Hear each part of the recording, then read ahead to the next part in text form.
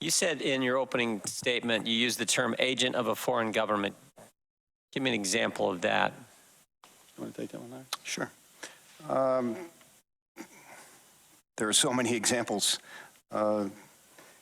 Mozambique in 2002, it was a memorandum of agreement between the foundation and the Mozambique to work on their behalf through their Ministry of Health program. And again, through that engagement, it was plainly obvious, again, based on emails that we've reviewed, that this was not a Clinton Foundation program per se. They were there to support the Mozambique Ministry of Health. So really, if we want to reduce this to layman's terms, they were brokering money and they were brokering pharmaceuticals. That's the term on Wall Street we use, brokering. John uses the term agent. They were an agent of money through these donors. They would take for lack of a better term, a vig in terms of their fees, broker the money, and then they negotiated these relationships with the pharmaceutical companies. And by the same token, they were brokering the pharmaceuticals and again, taking the vig. And is that why I think one of your concluding remarks was the Clinton Foundation functioned as a closely held family partnership, not a charity?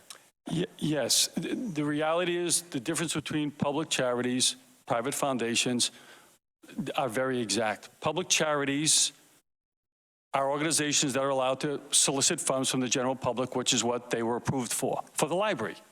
And they followed that. They solicited funds from public folks. Going along with that, public charities really don't make grants. They don't.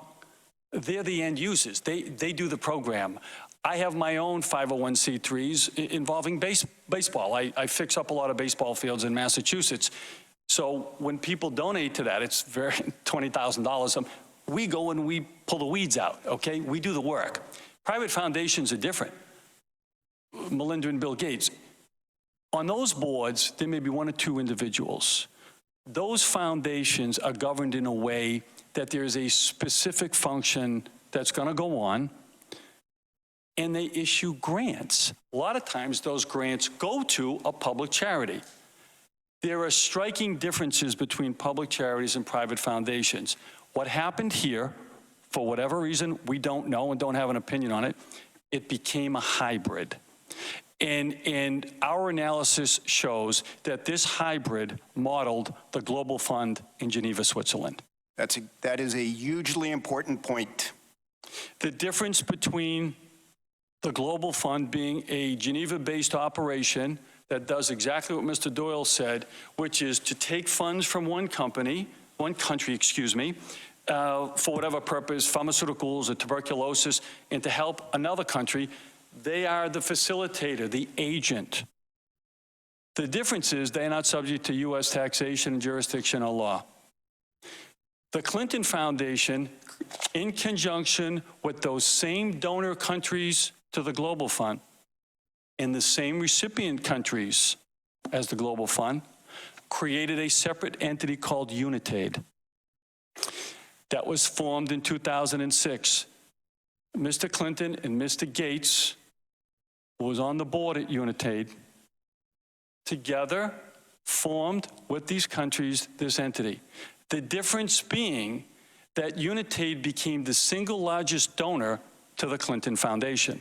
Those revenues did not stay outside of the United States.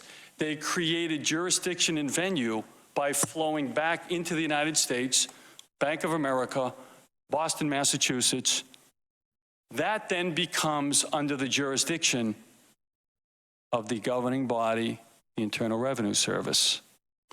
At that point, if they are going to be a facilitator and an agent of those money flows, the IRS code could not be any more specific. You can't do that and be an exempt organization. It's okay that you do it, you just pay your taxes. Okay,